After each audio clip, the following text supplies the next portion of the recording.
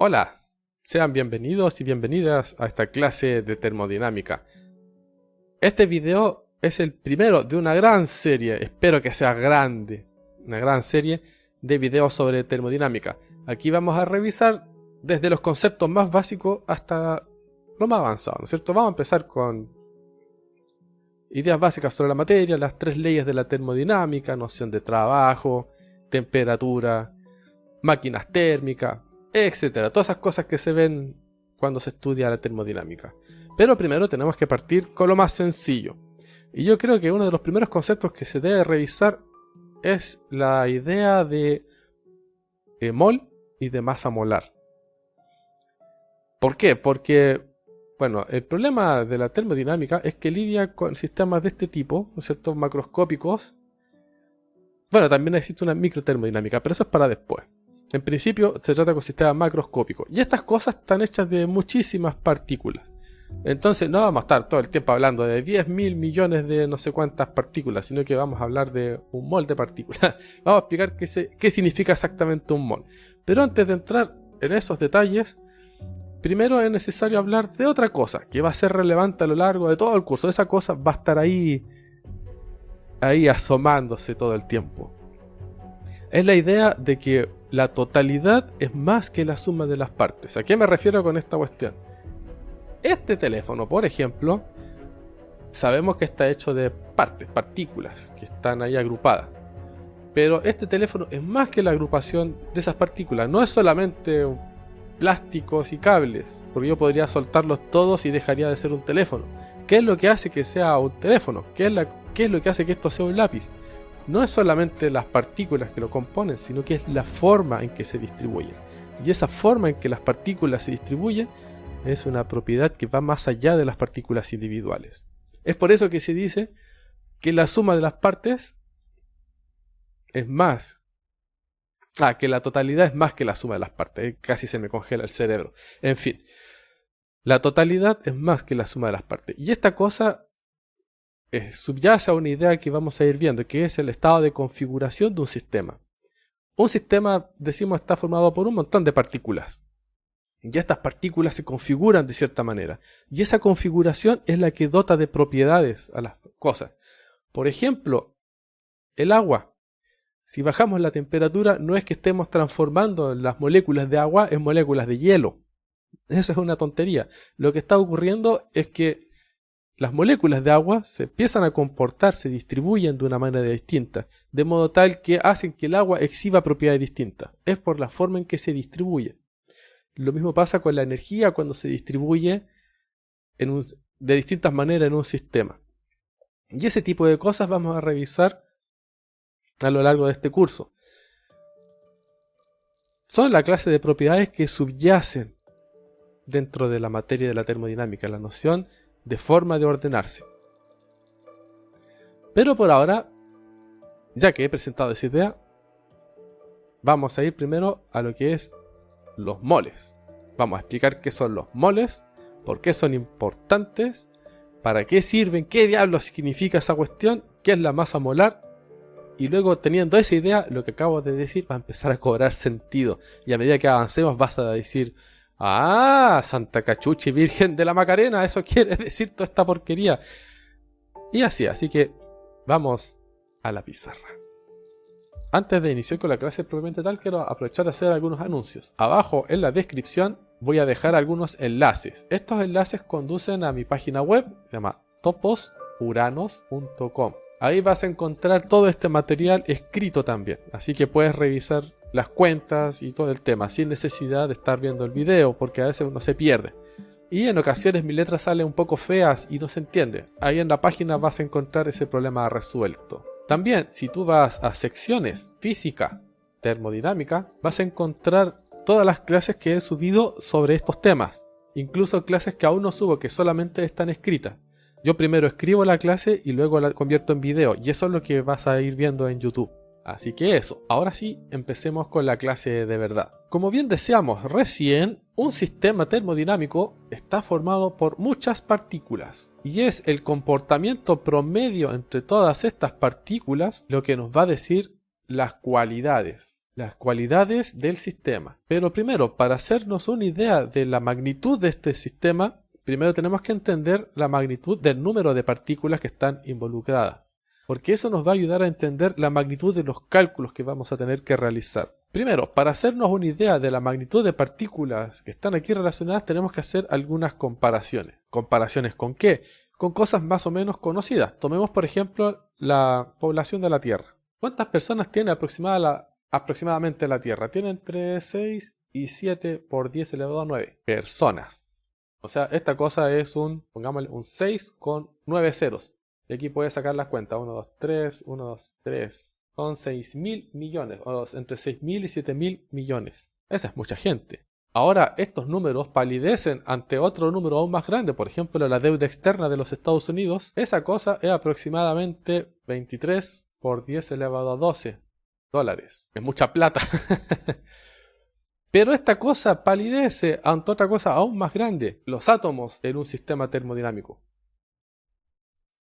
¿Qué tanto palidecen ante estos números? Bueno, un objeto cualquiera que tengas a tu alcance va a tener unas 10 elevado a 20 partículas. Con muchos órdenes de magnitud. Aquí tenemos un 10 elevado a 20 y aquí tenemos un 10 elevado a 12.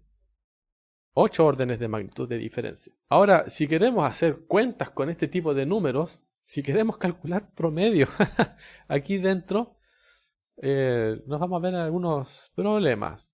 Para hacernos un poco a la idea del tipo de problemas al que esto nos pone, vamos a hacer un pequeño ejemplo. Se tiene que 1 kilogramo de nitrógeno, N2, moléculas de nitrógeno, esta cosa tiene aproximadamente 2 por 10 elevado a la 25 moléculas. Estas son la cantidad de moléculas que están metidas en 1 kilogramo de gas de nitrógeno. Ahora, supongamos que tenemos un computador que va a contar todas estas moléculas. Tenemos un PC que cuenta. Y este PC tiene un procesador de 3 GHz. Es un computador personal, o sea, cualquiera puede tener un computador de 3 GHz. A menos que tenga uno gamer, así que más caro, de 3.7, de 4.1. Pero normalito, de 3 GHz. Y lo que vamos a hacer es dedicar toda su capacidad para calcular, para contar las moléculas del gas. Entonces, en función de esto, es válido preguntarse, bueno, ¿cuánto tardará este computador en contar cada una de las moléculas? Es un kilogramo más de 1 kilogramo de nitrógeno, no es tanto. Vamos a hacer que el computador cuente sus átomos, sus moléculas, y vamos a exigir que toda su capacidad, los 3 GHz, los ocupe exclusivamente en eso, en contar moléculas. Ahora la pregunta es, ¿cuánto tiempo le va a tardar al computador hacer esa cuenta? Si ocupa toda la capacidad del procesador en realizar la cuenta, eso quiere decir que por cada ciclo del procesador va a contar una molécula. Cada ciclo cuenta una molécula. Entonces, el tiempo que va a tardar en contar va a ser igual al número de partículas dividido por la frecuencia de conteo. Recordemos que la frecuencia que se mide en Hertz es el inverso del tiempo, ¿cierto? El tiempo se mide en segundos. La frecuencia se mide en Hertz, pero esto es 1 sobre segundo, por si acaso. Y esta cosa es el número de partículas. Aquí, número de partículas. Esta cosa es una magnitud adimensional. Si tú haces el análisis dimensional de esta cosa, te queda número de partículas. El Hertz es 1 sobre segundos. Esta cosa pasa para arriba multiplicando, te queda segundos por partícula, por número de partículas. Pero esto es adimensional, así que lo puedes quitar. Esto es segundo. Esto tiene unidades de tiempo. Así que cuando haces esta cuenta, vas a obtener el tiempo que tarda en contarse las partículas si las contamos con esa frecuencia. Las partículas se cuentan a 3 GHz. Entonces tenemos tiempo de conteo. Esto va a ser igual a las 2 por 10 elevado a 25 partículas. Dividido 3 por 10 elevado a 9. Esto está en 1 sobre segundo, son los hertz. El giga es lo mismo que 10 elevado a 9, por si acaso. Entonces, si hacemos las cuentas, solamente tenemos que dividir estos dos numeritos. Esa cosa nos va a dar 6,6 periódico. Y luego tenemos que calcular esto de acá. 25 menos 9 son 15. Entonces nos queda 10 elevado a 15 segundos. Eso es lo que tarda el computador en contar las partículas de 1 kilogramo de nitrógeno. Ahora, esta magnitud es un poco difícil de entender, porque ¿qué es 10 elevado a 15? Una cosa con muchos ceros y son segundos, entonces no es tan intuitivo. Pero podemos escalar esta cosa. Nosotros sabemos que un año son 365 días. Un día son igual a 24 horas. Y una hora son igual a 3600 segundos. Esto de acá implica que un año es igual a 365 por 24 por 3600 segundos. Y esto de acá es equivalente a decir que un segundo es igual a 1 dividido todo ese número. Vamos a copiar, vamos a pegar aquí. Un segundo es este número. Ahora lo que vas a hacer es reemplazar esta cosa que está acá. Lo vas a reemplazar aquí para transformar los segundos en años. Tienes que tiempo, que era igual a 6,6 periódico por 10 elevado a... ¿Cuánto está esta cuestión? Elevado a 15. Sí, está elevado a 15. Esto está en segundos. Esto es lo mismo que 6,6 periódicos dividido todo este número. 365 por 24 por 3600. Falta aquí el 10 elevado a 15. Y ahora no es en segundos, sino que es año. Si tú vas y metes toda esta cosa dentro de una calculadora, te va a dar un número más o menos feo. Te va a dar 211, 398, 613,2 años. ¿Cuánto es esto? Más de 200 millones de años. Eso es lo que se demora tu computador ocupando toda la potencia de su procesador exclusivamente para calcular, para contar las moléculas de 1 kilogramo de nitrógeno. Ese es el tiempo que le va a tomar solamente contarlos. 200 millones de años. Ni hablar de lo que se va a tomar un computador en calcular interacciones entre partículas. Porque las partículas están chocando y haciendo cosas de partículas. Imagínate ahora, si ese es el tiempo que te toma solo contarlas, ahora imagínate lo que te tomará contar los choques y los intercambios de momentum y todas esas cosas. Es bestial. Ahora no vamos a decir esta cosa es imposible y ya no hacemos termodinámica. Lo que vamos a hacer es buscar algún método para poder tratar con magnitudes tan absurdas y hacer que esta cosa sea un poco más fácil. Es ahí cuando emergen algunos conceptos como el límite termodinámico, que es cuando el número de partículas es tal que permite hacer todo con promedios y que las fluctuaciones dentro de esos promedios se ven despreciadas. Y uno de los artilugios que se utiliza para no tratar con números tan rancios es la idea de mol. ¿Qué es un mol? Un mol, la palabra mol es parecido a la palabra docena que uno utiliza cuando va a comprar huevos. Porque uno dice, deme una docena de huevos. ¿Qué significa una docena? Una docena de huevos no es otra cosa que 12 huevos.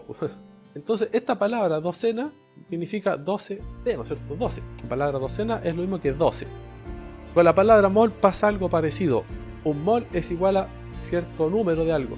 De la misma forma que docena es un cierto número de huevos. Ahora, ¿cómo se define ese cierto número de algo? Vamos a ver la definición de mol. Un mol es la cantidad de partículas que tiene igual al número de átomos en 12 gramos de carbono 12. Tú tomas 12 gramos de carbono 12, este es un isótopo de carbono que se caracteriza por ser muy estable. Tú tomas 12 gramos exactos de carbono 12 y esa cosa tiene un mol de partículas. Esa es la definición de mol. Ahora, el mol también se puede aproximar a través del átomo de hidrógeno. Se dice que un gramo de hidrógeno, del hidrógeno, el isótopo más estable, el que es un protón solamente, un gramo de hidrógeno tiene un mol de partículas. Pero esto no se usa tanto, este se utiliza como aproximación. ¿Por qué? La respuesta es sencilla, lo que ocurre es que es muy inestable. Tú lo tiras al aire y el desgraciado se va a fusionar al toque con algo, va a hacer reacciones medias locas. En cambio el carbono no, este tipo es más estable, se puede tener ahí tranquilito y lo puedes pesar. Puedes pesar los 12 gramos. 12 gramos de carbono tienen un mol de partículas. Pero también se utiliza esto como aproximación. Estos datos aparecen en la tabla periódica. Bien, en este momento tenemos la definición, pero a nosotros nos interesa saber cuánto es ese número. ¿Cuál es la cantidad de partículas que es igual al número de átomos en 12 gramos de carbono? Bueno, ese número nos lo da el número de Avogadro. Si expresamos el número de Avogadro con 4 cifras significativas, esta cosa es así. 6,022 por 10 elevado a 23. Ahora, el número de Avogadros normalmente se considera adimensional, pero En ocasiones también se escribe con unidades. Se escribe así. 1 sobre mol. ¿Cómo utilizamos el número de Avogadro para intentar entender la cantidad de partículas que hay en un mol? La cuestión es sencilla. Decimos así. Un mol, pongamos del carbono 12. Esta cosa va a tener 6,022 por 10 elevado a 23 átomos de carbono. Este número de acá es el número de Avogadro. Un mol de, no sé, NaCl, esta cosa tiene 6,022 por 10 elevado a 23 moléculas de NaCl. El NaCl es la sal, es sal. Y si tú tienes un mol de elefantes, ¿cuántos elefantes tiene un mol de elefantes? Esta cuestión tiene 6,022 por 10 elevado a 23 elefantes. La palabra mol, como ya hemos dicho, funciona igual que la palabra docena. Una docena de huevos son 12 huevos. Un mol de huevos son 6,022 por 10 elevado a 23 huevos. Esos son muchos huevos. Bien, ahora, ¿cómo calculamos lo que es la masa molar? ¿Qué significa la masa molar? Voy a comer la pizarra, ahí está. ¿Qué es la masa molar? La masa molar es la cantidad de materia, la masa que hay contenida en cada mol de sustancia. Es la masa contenida en un mol de sustancia. Entonces, un mol de carbono 12, esta cuestión tiene 12 gramos. Porque por definición, 12 gramos de carbono 12 tiene un mol de partículas. Podemos calcular la masa molar de otra sustancia, por ejemplo, del agua. ¿Cómo hacemos eso? Para calcular la masa molar del agua tenemos que ir a la tabla periódica y ver sus componentes. El agua es H2O. Esta cosa es un hidrógeno 1 más otro hidrógeno 1 más un oxígeno 16. Este es el agua normal, utilizando los isótopos más comunes. Para calcular la masa molar de otras sustancias, uno utiliza la aproximación que se extrae del número másico. El carbono 12, bueno, 12 es el número másico. El número másico del agua, el Z, esta cosa es por lo tanto 18. Acá hay un error, aquí parece un 2, ese es un 1. Esto es 18. Entonces el número másico de la sustancia puede ser utilizada como una aproximación de la masa molar. Un mol de H2O es igual a 18 gramos. Entonces decimos que la masa molar de aquí, vamos a poner H2O, son 18 gramos por mol. Hablamos de así, 8 gramos por mol. Ahí está la masa molar del agua. Para el carbono uno dice, la masa molar del carbono, vamos a poner aquí carbono 12, son 12 gramos por mol. Aquí hay un detalle. Sucede que cuando uno cuenta el número másico, por lo general uno asume de que el número de protones es igual al número de neutrones. Y eso no siempre es así. Y aparte que los protones son un poco más ligeros que los neutrones. Hay masas distintas y hay otras cosas que juegan ahí en nuestro medio. ¿Cómo solucionamos ese detalle? Porque aquí el oxígeno, sabemos que el número atómico del oxígeno es 8 y con los 8 neutrones suman 16.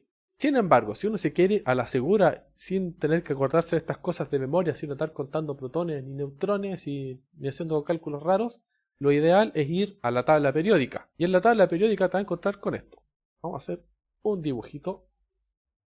Vamos a poner el átomo que sale más grande al fierro o el hierro. El hierro tiene el número atómico 26. Ahora, si uno con esto trata de calcular el número másico, uno dirá que son 51, ¿no es cierto? Suponiendo que tiene la misma cantidad de neutrones. Pero eso no es necesariamente cierto. Para ayudarte, tú vas a ir a la masa atómica. Esa cosa en el hierro es 55,845. Esta cosa de aquí lo puedes utilizar como masa molar. Vamos a ver el ejemplo del agua. Estamos sacando la masa molar del H2O. Entonces, esta cosa es la masa del hidrógeno. Hay 2, así que colocamos 2 veces la masa del hidrógeno. Y buscamos la masa del hidrógeno. Esa cosa es 1,00794. Este es masa molar del hidrógeno. Y a esto le tenemos que sumar la masa del oxígeno. Esa cosa es 15,9994. Masa molar del oxígeno. Si te fijas, esta cosa es aproximadamente 16. Así igual. Y esta de acá es aproximadamente 1. Pero tienen una pequeña diferencia. Entonces, esa es la masa molar. Estos son gramos por mol. Entonces, esto implica que un mol de agua, ¿cuánto va a ser? Va a ser, si sumas estas cosas y las multiplicas por mol, va a ser igual a 18,01448 gramos. Un mol de agua, o sea, un mol de partículas de agua tiene esa masa, 18,01448 gramos. Esa es otra forma de obtener masas molares y hacer cálculos con ello a partir de la tabla periódica. Ahora, a partir de esto nosotros podemos calcular cuánto pesa una partícula individual. Por ejemplo, una molécula de agua. Todas estas cosas se pueden hacer a través de la siguiente forma. Tenemos la masa de la partícula. Esta cosa va a ser igual a la masa molar dividido el número de Avogadro. Aquí el número de Avogadro lo ponemos como 1 sobre mol. Y la masa molar, gramos por mol. Entonces, haciendo el análisis dimensional, esta cosa te va a dar en gramos. ¿Quieres pesar una partícula? ¿Quieres saber cuál es su masa? Tomas la masa molar de esa cosa, por ejemplo los 18 gramos por mol del agua, lo divides por el número de Avogadro y obtienes la masa de cada partícula. ¿Cuántos gramos tiene cada partícula? Y eso, no es muy difícil, pero esta cosa te ayuda a entender más o menos la magnitud de la cantidad de partículas que están involucradas. Y esto es lo que tenemos que saber sobre los moles. En realidad es bastante sencillo. Como dijimos recién, un mol de algo es lo mismo que 6,022 por 10 elevado a 23 algo. Esta cosa es un multiplicador. Es un multiplicador pero un número grande, eso es todo. Y el mol se define a través del átomo de carbono. Un mol de carbono 12 son 12 gramos. Y a partir de esto tú puedes inferir la masa molar del carbono 12. La masa molar del carbono 12 son 12 gramos por mol. Y si tienes una tabla periódica a mano, a través de la masa indicada en la tabla, aquí está el número atómico, aquí está la masa, tú puedes descomponer la molécula, si es que está compuesta, si es que es una molécula, la puedes descomponer en sus elementos, sumar las masas atómicas y a partir de ellas calcular la masa molar. Y a partir de la masa molar tú puedes saber cuántos gramos tiene un mol de esa masa. Y así, es bastante sencillo. Dejaremos esto hasta aquí por ahora. Adiós.